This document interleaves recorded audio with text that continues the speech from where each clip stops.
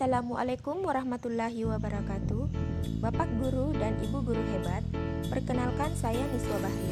Pada aksi nyata kali ini saya akan berbagi pemahaman tentang merdeka belajar. Topik 1, pemahaman gagasan dan prinsip pendidikan berdasarkan Ki Hajar Dewantara. Modul Merdeka Belajar. Ada 5 modul dalam Merdeka Belajar. Yang pertama, mengenali dan memahami diri sebagai pendidik. Yang kedua, mendidik dan mengajar. Yang ketiga, mendampingi murid dengan utuh dan menyeluruh. Yang keempat, mendidik dan melatih kecerdasan budi pekerti. Yang kelima, pendidikan yang mengantarkan keselamatan dan kebahagiaan. Yang pertama, mengenali dan memahami diri sebagai pendidik. Pada bagian ini, kita akan merefleksikan diri dan peran sebagai pendidik dan memproyeksikan diri menjadi guru seperti apa di masa depan. Menurut Ki Hajar Dewantara, manusia merdeka adalah manusia yang hidupnya bersandar pada kekuatan sendiri, baik lahir maupun batin, tidak bergantung pada orang lain. Jika kita mengharapkan murid-murid kita kelak menjadi pribadi yang mandiri dan merdeka, tentunya penting untuk mereka mengenal diri, budaya, untuk menentukan tujuan dan kebutuhan belajarnya yang relevan dan kontekstual terhadap diri dan lingkungannya. Apa peran saya sebagai guru? Salah satu langkah awal kita sebagai pendidik adalah bagaimana memahami dan menghayati pribadi kita sebagai manusia yang merdeka untuk terus belajar.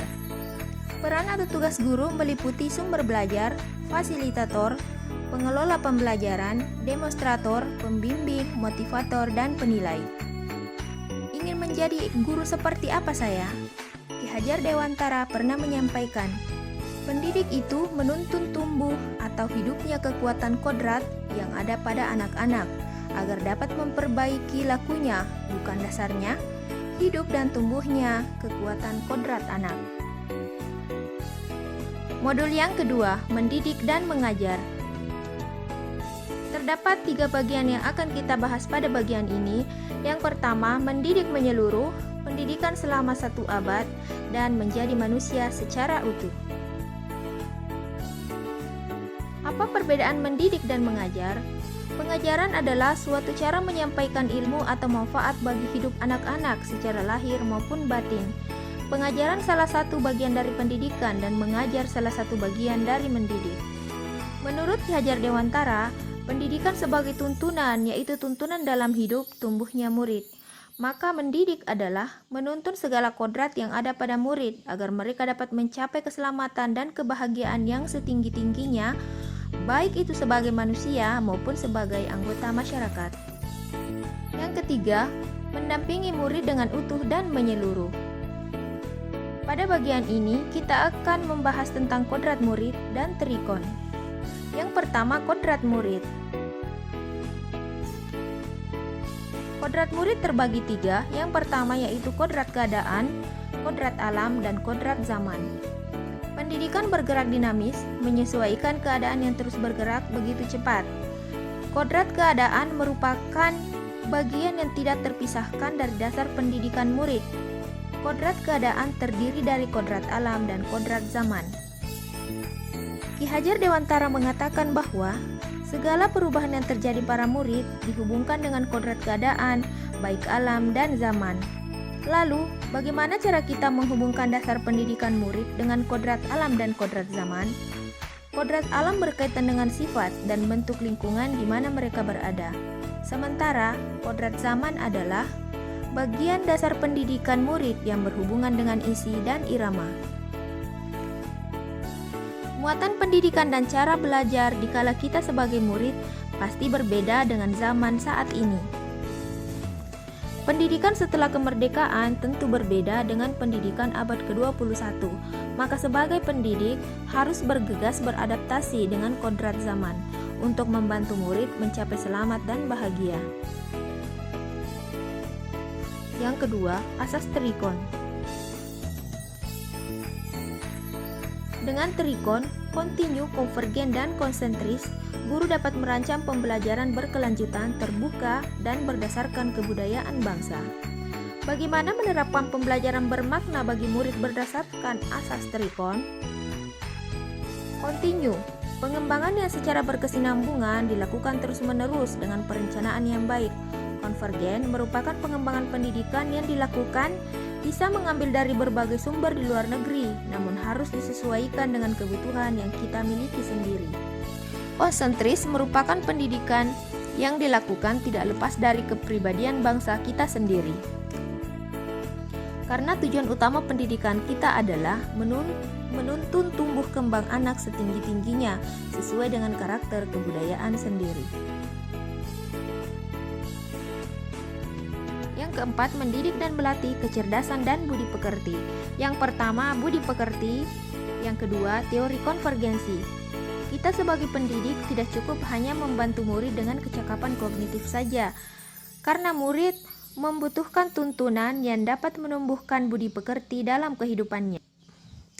Menurut Ki Hajar Dewantara, watak atau budi pekerti merupakan kodrat setiap manusia, sehingga kita sebagai pendidik perlu memahami kodrat itu dan dapat mendampingi tumbuhnya kecakapan budi pekerti murid dalam kegiatan-kegiatan pembelajaran yang dialaminya. Teori konvergensi. Teori konvergensi didasarkan pada dua teori utama. Yang pertama, teori tabula rasa, dan yang kedua adalah teori negatif.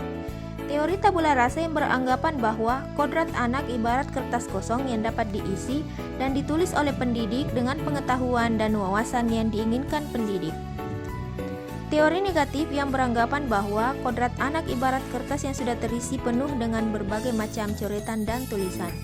Ki Hajar Dewantara menggabungkan dua teori tersebut menjadi teori konvergensi. Menurut Ki Hajar Dewantara, kodrat manusia sebagai suatu kertas yang sudah terisi dengan tulisan-tulisan yang samar dan belum jelas arti dan maksudnya. Maka, tugas pendidikan adalah membantu manusia atau individu untuk menebalkan dan memperjelas arti dan maksud tulisan samar yang ada di kertas tersebut dengan tuntunan terbaik. Yang kelima, pendidikan yang menggambarkan keselamatan dan kebahagiaan. Menurut Ki Hajar Dewantara, tujuan pendidikan yaitu menuntun segala kodrat yang ada pada anak-anak agar dapat mencapai keselamatan dan kebahagiaan yang setinggi-tingginya, baik sebagai manusia maupun sebagai anggota masyarakat. Pendidikan yang diterapkan berpusat kepada murid. Ki Hajar Dewantara melaksanakan pendidikan budi pekerti dengan cara tuturi handayani yang dikenal dengan sistem Among.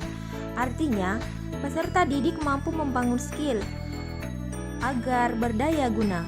Peserta didik harus mampu mengembangkan daya, cipta, rasa dan karsa yang seimbang. Begitu murid bergerak di jalur yang benar, hendaknya guru berusaha mengupayakan setiap peluang kemajuan bagi mereka tanpa banyak campur tangan dan tinggal mengamati. Dengan demikian, pendidikan yang akan menghasilkan manusia yang merdeka, yang berkembang secara utuh dan selaras dalam segala aspek kemanusiaan, serta mampu menghargai dan menghormati manusia lain. Bapak Ibu guru hebat, setelah mendengar pemaparan materi tentang Merdeka Belajar, saya mengharapkan umpan balik dengan cara mengisi kolom komentar. Apa yang Bapak Ibu pikirkan dan langkah kecil apa yang akan dilakukan setelah ini. Akhir kata dari saya, mari memajukan pendidikan di Indonesia dan teruslah belajar. Assalamualaikum warahmatullahi wabarakatuh.